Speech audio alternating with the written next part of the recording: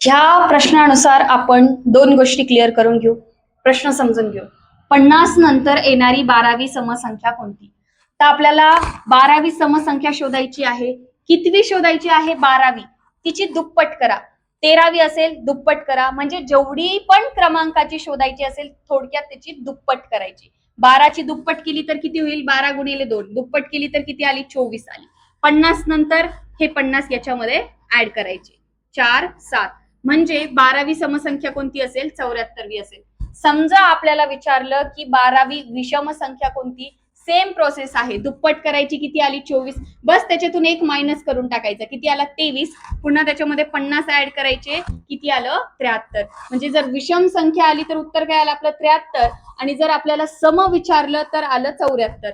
म्हणजे काय की दुप्पट करायचं आणि कोणत्या संख्येनंतर विचारलं त्याच्यामध्ये ऍडिशन करून घ्यायची. विषमच्या वेळेस फक्त मायनस करून घ्यायचं.